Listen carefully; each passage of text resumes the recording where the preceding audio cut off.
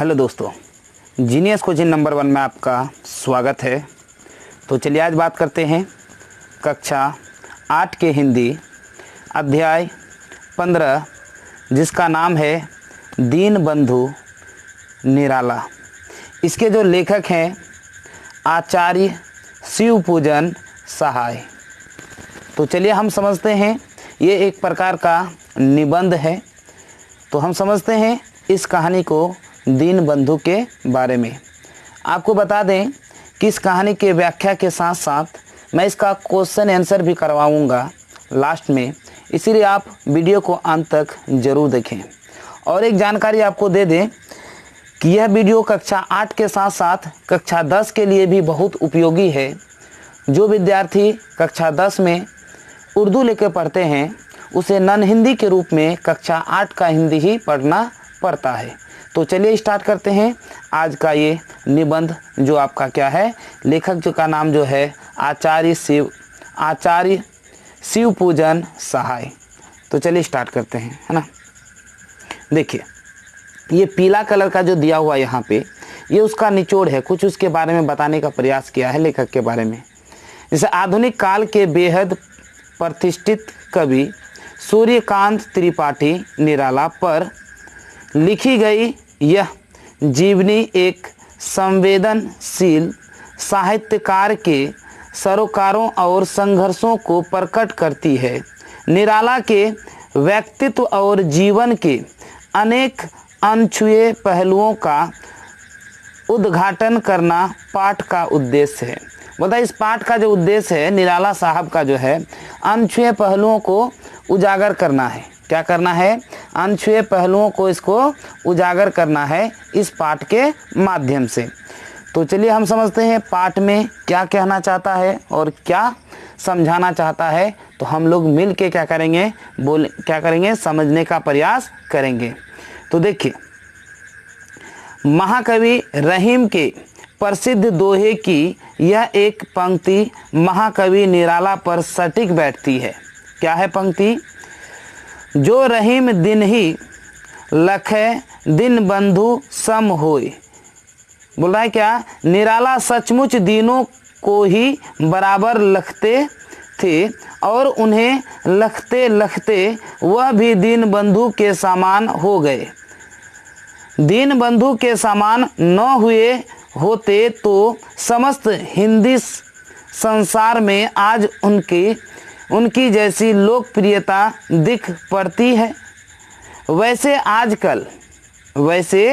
आजकल किसी साहित्यकार की नहीं दिख पड़ी है। बोला ये बोल रहा है क्या कि वो अगर उस तरह से नहीं होते, कौन? निराला जी, तो क्या आज के साहित्य में उसका नाम होता? क्या वो इतना हिंदी साहित्य में प्रसिद्ध होते, है ना। ये चीज़ बताने का प्रयास कर रहा है। सर्वत्र उनकी अर्चना बड़ी श्रद्धा से हो रही है। बड़े बड़े धुरंधर महारथी साहित्य संसार से चले गए, किसी को निराला के समान सार्वजनिक सम्मान नहीं मिला। बोलता बड़े बड़े आए और बड़े बड़े चले गए, लेकिन निराला के जैसा किसी को भी सम्मान नहीं मिला। अपने जीवन काल में ही वह साहित्य अनुरागियों के लिए आकर्षण केंद्र और श्रद्धाभाजन बने रहे। मृत्यु के बाद भी उनका सादर स्मरण विविध प्रकार से किया जा रहा है। बोलता वो इतने प्रसिद्ध थे कि मृत्यु के बाद भी उसका सादर जो है ना, मतलब उसका स्मरण, उसका पुकार किया जा रहा है। यानी उसका मृत्यु के बाद इतने वो क्या थे? प्रसिद्ध थे। वो इतने क्या थे? प्रसिद्ध थे, है ना।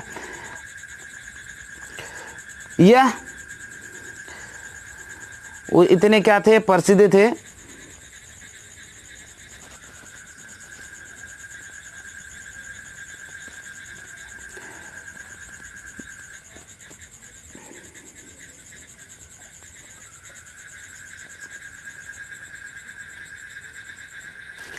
यह उनके पुण्यचरण का ही प्रभाव है और पुण्यचरण के पास सब विविध सब विविध विपूर्णति विभूतियाँ आप ही आप आती है। बोलता ये जो है उसका इसका ही कमाल है। किसका कमाल है? पुण्यशील, जिसको बोलते हैं पुण्य चरण का ही प्रभाव है। पुण्य चरण का ही प्रभाव है जो अपने आप क्या होता है आ जाता है। देखो पुण्य चरण का मतलब ये लिया गया है कि अगर कोई काम ऐसा करे जो सबके लिए क्या हो, अच्छा हो और जो याद रखने की योग्य हो, जिससे लोग उसे जल्दी भूलते नहीं, उसे ही पुण्य चरण वाला काम कहा जाता है। दीन बंधु से बढ़कर पुण्यशीलता और है ही क्या। दीन बंधु भगवान को संतुष्ट करने का सर्वोत्तम उपाय दीनों का सच्चा बंधु होना ही है। बोलता है यहाँ पे बता रहा है कि दीन बंधु का सही में अर्थ क्या होता है कि भगवान को संतुष्ट करना, और दीनों मतलब क्या, गरीबों को सच्चा बंधु होना ही है। निराला भी सच्चे अर्थ में दीन बंधु थे। अपनी शक्ति के अनुसार वे जीवन उपर्यंत मतलब जीवन दीन दुखियों की सेवा सहायता करते थे। मतलब जब वो जीवित थे तो वो सबका क्या करते थे, सहायता करते थे, चाहे गरीब हो या बहुत ही पिछड़ापन हो, सब किसी की जाति को हो वो ही नहीं मानते थे, बल्कि क्या करते थे उसे मतलब उस सब की सहायता करते थे। जहाँ सेवा सहायता के समर्थ न हो सके वहाँ हार्दिक सहानुभूति का ही उपयोग करते थे। अब देखिए हर एक इंसान हर जगह सेवा सहानुभूति सहायता नहीं दे सकता है, क्योंकि कुछ कुछ सेवा ऐसे होते हैं कि जो नहीं दे सकते हैं, तो वहाँ पे वो अपना सहानुभूति का प्रयोग करते थे, है ना। उपयोग करके संतोष पाया, पर हर घड़ी उनके मन में दीनों की सेवा शुश्रूषा की कामना ही जगती रही। लेकिन हर समय जो है उसे दीनों की सेवा में ही उसको क्या है, उसका मन लगा रहता था। उसे लगता था कि मैं दूसरों का सेवा किस प्रकार करूं, है ना, कैसे करूं कि मैं उसका सेवा अच्छा से कर सकूं, ताकि वो हमसे क्या हो सके, संतुष्ट हो सके। परमात्मा ने उनकी मनोवृत्ति और प्रवृत्ति समझकर ही उन्हें सबसे पहले श्री रामकृष्ण मिशन की सेवा में नियुक्त किया था, और उन्होंने यथानियुक्त स्मिथ तथा करोमी को अक्षरसा चरितार्थ किया। परमहंस श्री रामकृष्ण देव के वेलूर मठ मतलब कलकत्ता में प्रतिवर्ष परमहंस जी और स्वामी विवेकानंद जी की जयंती तथा पुण्य स्मृति तिथियों पर दरिद्र नारायण विविध भोजन कराया जाता था। बोल रहा है कि इसीलिए ये जो है उसे क्या है, राम नामक व्यक्ति जो है उसको जैसे श्री राम कृष्ण देव, इन्होंने क्या किया, उसको वेलूर मठ में रखा, और वो जो वहाँ पे हमेशा क्या होता था, हर साल स्वामी विवेकानंद की जयंती मनाई जाती थी। मतलब जो उस समय के जो क्या थे, एक जाने माने व्यक्ति थे, उसके क्या थे, जयंती मनाया जाता था, जिसमें से एक क्या है, स्वामी विवेकानंद, है ना, जयंती क्या करते थे, मनाते थे। उसके बाद दरिद्र नारायण का भी, है ना, ये सब करते थे। वहाँ मिशन की शाखा विवेकानंद सोसाइटी के विद्वान सन्यासियों के साथ समन्वय संपादक निराला जी भी जाया करते थे। बोलता वो वहाँ पे भी वो क्या करते थे, जाया करते थे। उस विराट आयोजन के कार्यक्रमों में निराला केवल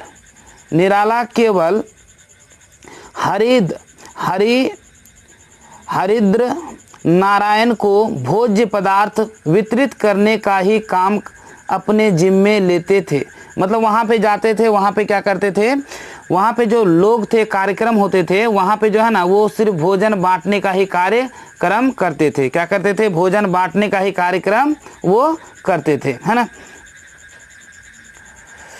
कंगालों को खिलाने में उनकी गहरी लगन देख लोग मुग्ध हो रहते थे।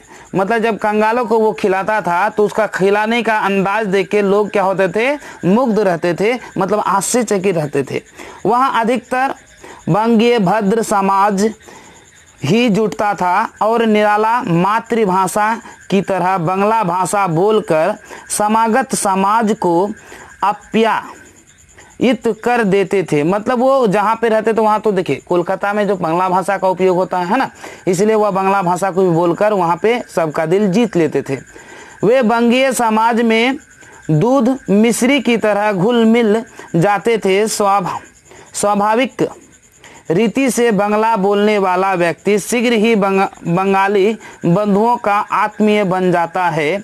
अच्छी अंग्रेजी और खाँटी बांग्ला बोलने के कारण ही वहाँ के समाज में भी पूर्णतः समादृत थे। मतलब वो अच्छी तरह से बोल पाते थे, इसीलिए वो क्या थे, पूर्णतः समादित थे।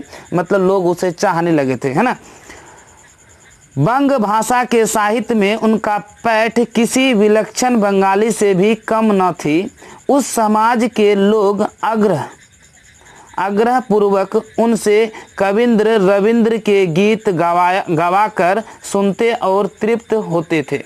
मतलब वहाँ पे बोल कर उसे क्या करते, वहाँ रविंद्र किसका कविंद्र और रविंद्र का जो गीत था उसे गवाकर लोग क्या करते थे, उससे सुनते रहते थे। ये सब कार्यक्रम होता रहता था, है ना।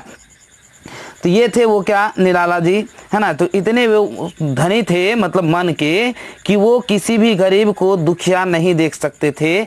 यहाँ तक कि वो जितना कमाता था घर जाते जाते वो क्या करते थे, उतना दान दिया करते थे, है ना। भगवत विभूतियाँ उन्हें खूब मिली थी। आकर्षण रूप लंबे तगड़े डील डॉल का शरीर, व्यायाम के अभ्यास से सुगठित स्वास्थ्य, विलक्षण मेघा शक्ति, ललित मनहर कंठ, दयार्द्र हृदय, चिंतनशील मस्तिष्क, उद्भावना शक्ति संपन्न बुद्धि, सब कुछ भगवान ने उन्हें भरपूर दिया था। मतलब एक इंसान को जितनी चीज़ों की आवश्यकता होती थी उसे हर चीज़ भरपूर मिला था। उसे हर चीज़ क्या मिला था, भरपूर मिला था, यानी किसी में भी कमी नहीं थी। बड़ी बड़ी सुहावनी लुभावनी आँखें, दमकती दड़ित दसनावली, घुंघराली अलकावली, लघु मुख विवर, पतले पतले अधर, पतली पतली बाकी उंगलियां, प्रशस्त वक्ष स्थल, हर तरह से सिरजनहार ने उन्हें संवारा था। मतलब उसे हर तरह से संपन्न था। वो जो थे हर तरह से क्या थे, संपन्न थे। ये कि जो खूबसूरत व्यक्ति में जो चीज़ पाया जाता है वो सारे गुण उसमें मौजूद थे, ये बताने का प्रयास कर रहे हैं। जिस मंडली में बैठ जाते थे उसे अपने व्यक्तित्व के जगमगा देते थे। मतलब वो जहाँ पे जाते थे जगमगा देते थे, है ना। उनकी जुल्फें टकटकी बांध लेती थी। कविता पाठ की भाव भांगी श्रोताओं के हृदयगत, यहाँ हृदयगत भावों को उद्दीप्त कर लेती थी। मतवाला मंडल, मतलब कलकत्ता में एक बार एक धनी मानी बंगीय परिवार से उनके विवाह का प्रस्ताव भी आया था। मतलब जो धनी व्यक्ति था वहाँ से भी इसको विवाह का क्या आया था, प्रस्ताव आया था। मैं एक बार एक धनी मानी बंगीय परिवार, इठोने होगा, पत्नी वद्र थे। यहाँ पे जो है, यहाँ पे वह एक पत्नी व्रत थे। उनके पास तो युवती छात्राएं भी साहित्यिक उद्देश्य से आती थी। बोल रहा है क्या, उसके पास जो युवती लड़कियां थी वो भी साहित्य सीखने के लिए आते थे। छात्र भी आते थे, पर वे किसी छात्रा से वार्तालाप करते समय आंखें बराबर नहीं करते थे।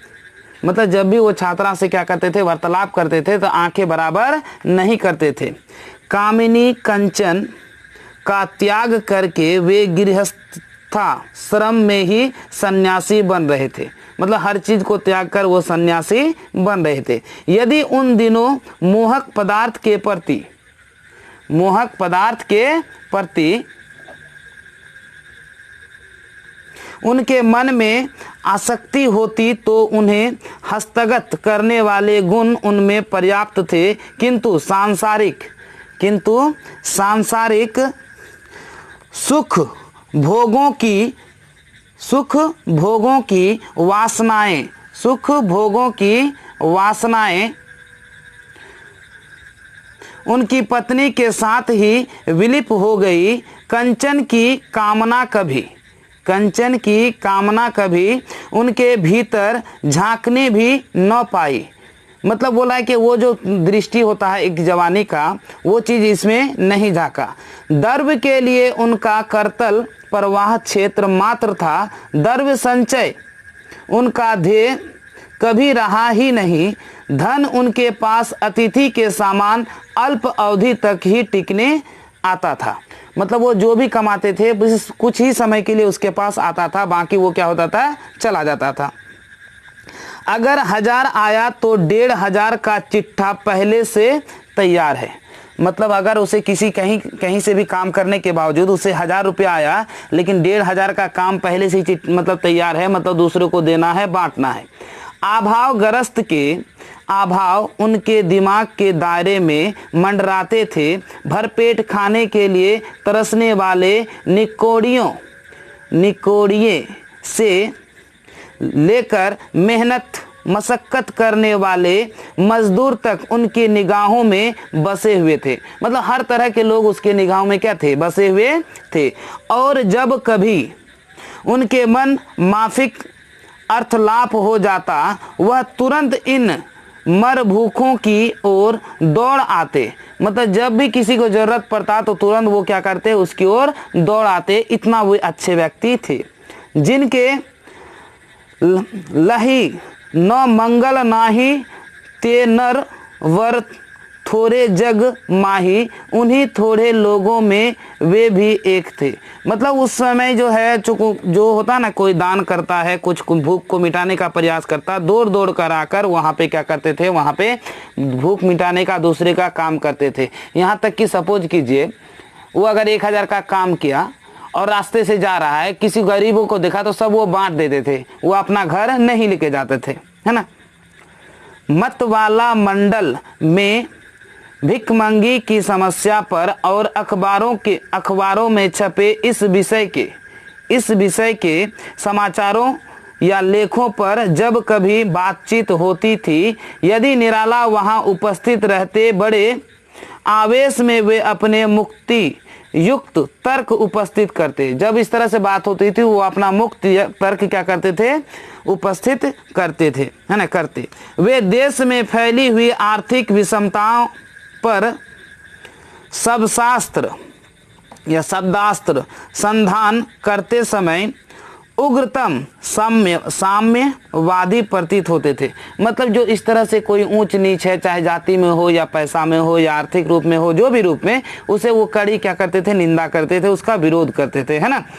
यद्यपि हृष्ट पुष्ट भिक्षुकों के प्रति उनकी सहानुभूति भी उन्मुख नहीं थे। मतलब जो व्यक्ति हर्षपुष्ट थे, मतलब जो कमा के खा सकते थे, उसके प्रति उसका जो मन था वो ठीक नहीं था, वो उसे ठीक नहीं मानते थे, वो उसे क्या मानते थे, ठीक नहीं मानते थे, है ना, उसे ठीक नहीं मानते थे।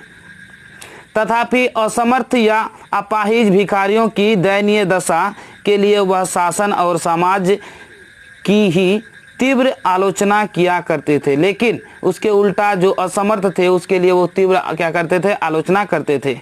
नांगड़े, लूल्हे, अंधे, कोढ़ी और निकम्मे दीन बंधुओं पर ही उनकी दृष्टि अटकती थी। फिर तो वह अपनी वास्तविक परिस्थितियों को बिल्कुल भूल जाते थे। कलकत्ता सदृश महानगर की सड़कों की दोनों पटरियों पर वह ढूंढते फिरते थे कि वस्तुतः कौन बेचारा कैसी दुर्गति में है।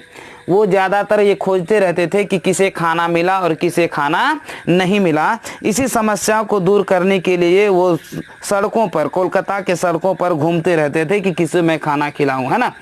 उनका अधिकांश अवकाश काल दिनों की दुनिया में ही बीतता था। मतलब उसका जो अवकाश काल था, जो भूखा वाला समय, वो गरीबों के इलाके में ही घूमता था। वहाँ फुटपाथों पर भिखारियों के सिवा बहुतेरे निराश्रित गरीब और कूली कबाड़ी भी रात में पड़े रहते हैं, उनके लिए बीड़ी, मूढ़ी, भूजा, चना, मूंगफली आदि खरीद कर वितरण करने वाला धन कुबेरों की उस महानगरी में निराला के सिवा दूसरा कोई न था। न बोल रहा है क्या, जो धन कुबेर का मतलब ये हुआ कि धन को जमा करने वाला व्यक्ति उस शहर में, लेकिन इसके जैसा नहीं था, है ना, इसके जैसा नहीं था कि वो क्या करे, सब कुछ दान में दे दे। क्या कर दे, सब कुछ दान में दे दे। इतने वो अच्छे व्यक्ति थे, है ना। वो जो भी कमाते थे डायरेक्ट क्या करते थे, सबको बांट देते थे। चलिए यहाँ पे देखते हैं।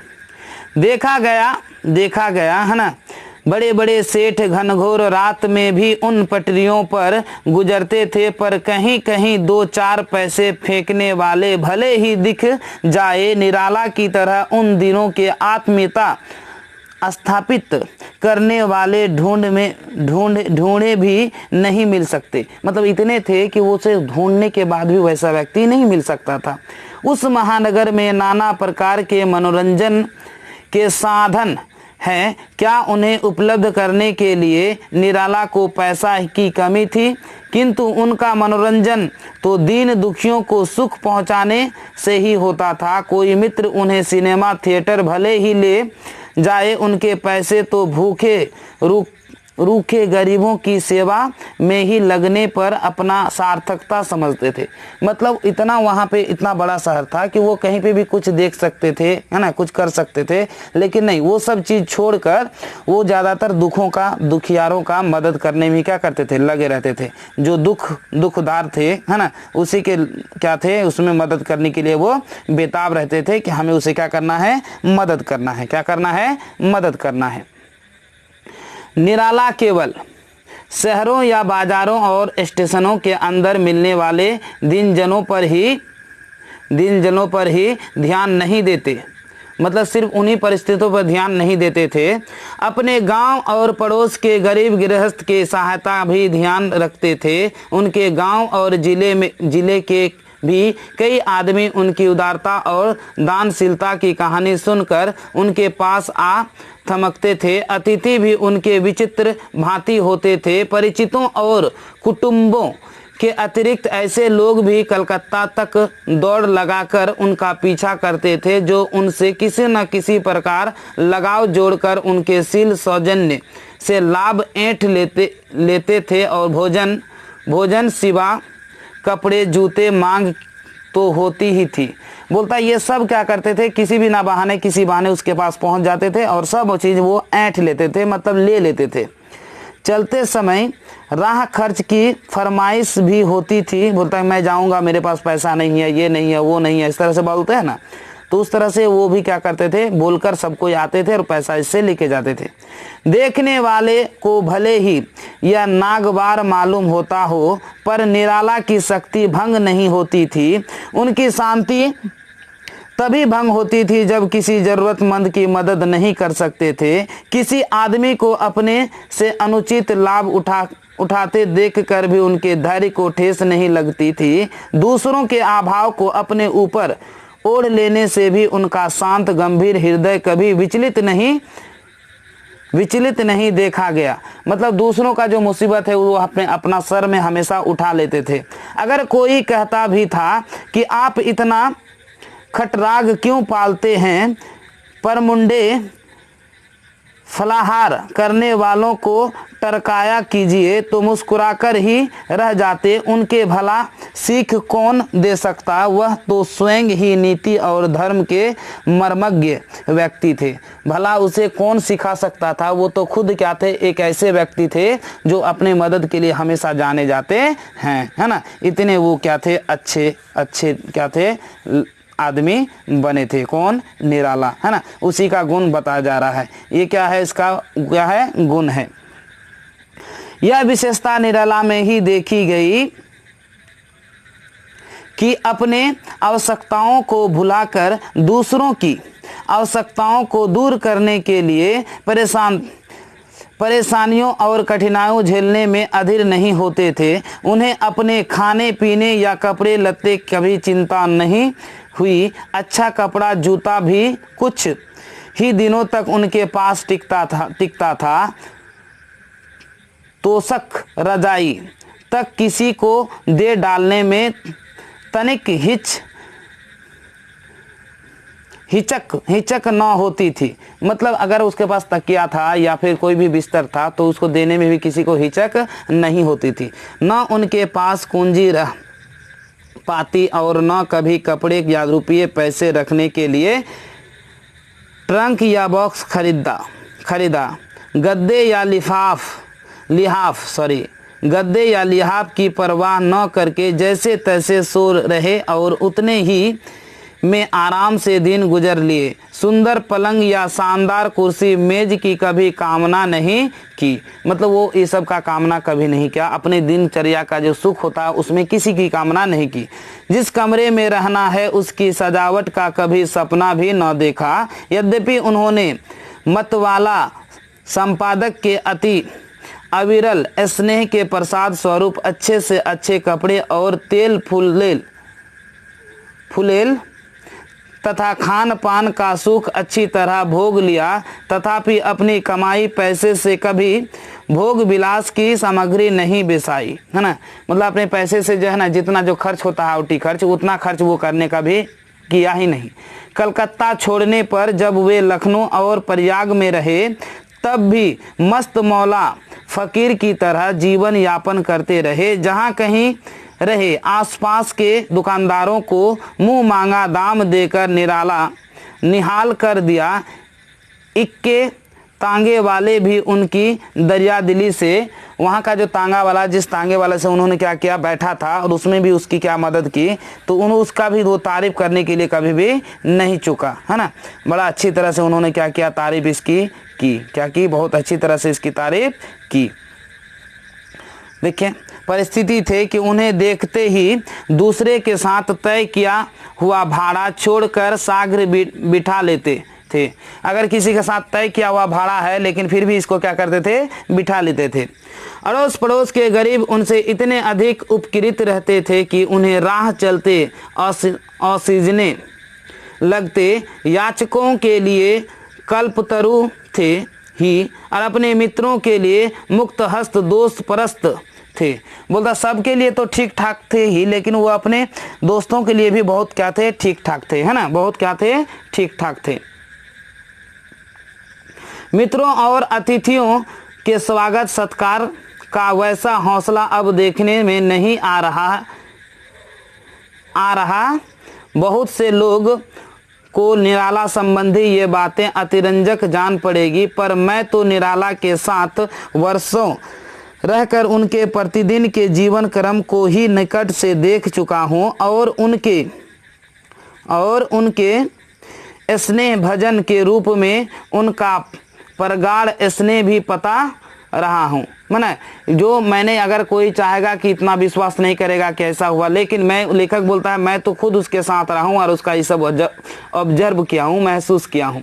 किंतु आधुनिक युग में ऐसी बातों को अति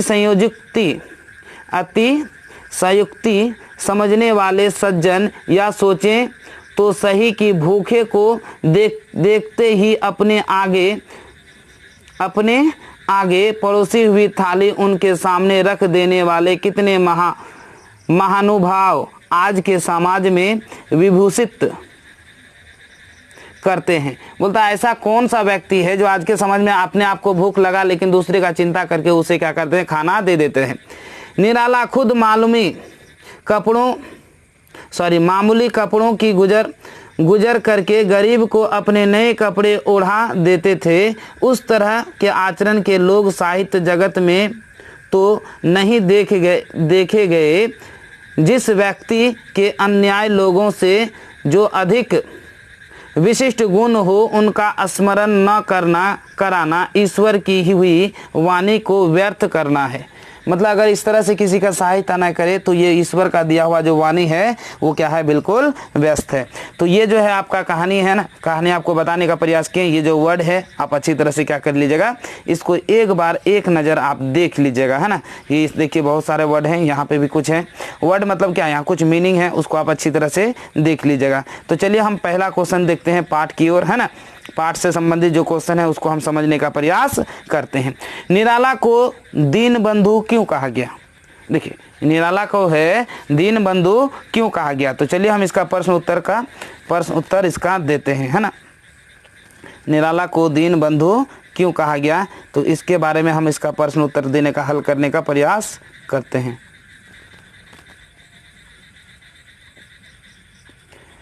देखिए, दीनबंधु का अर्थ गरीबों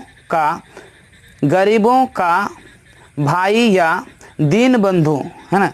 क्या होगा? दीन दुखियों पर दया करने वाला होता है। चूंकि निराला जी दीन दुखियों का या भिखारियों का अभावग्रस्त आदि सेवा में ही लगे रहते थे, ये सब सेवा में ही लगे रहते थे। साथ ही निराला जी जहाँ सेवा सहायता में समर्थ नहीं हो सके वहाँ हार्दिक सहानुभूति का उपयोग करके संतोष पाते थे। मतलब जहाँ पे वो नहीं दे पाते थे वहाँ पे क्या करते थे? वो हार्दिक सहानुभूति का उपयोग करके वो संतोष पाते थे। उनके हृदय में हर घड़ी दीनों की सेवा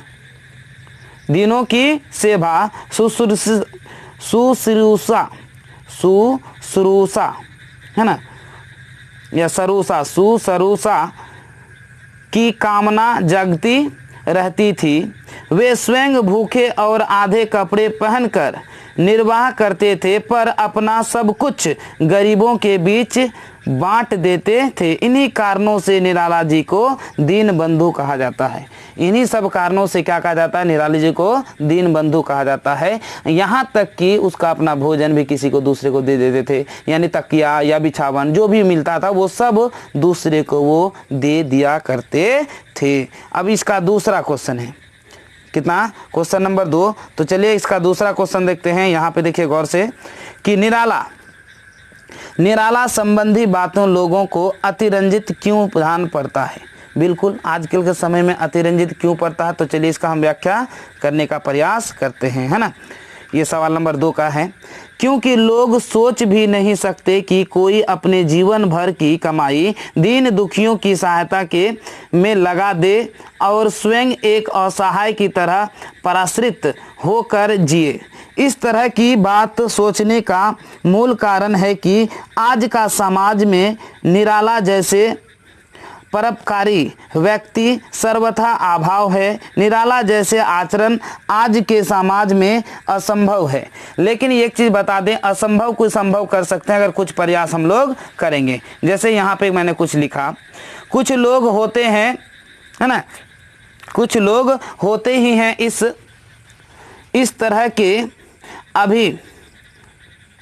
इस तरह से अभियुक्ति से, मतलब इस तरह के कामों के भी हैं। आज के समय लोग कोई किसी का देखने और पूछने वाला नहीं, सहायता तो दूर की बात है।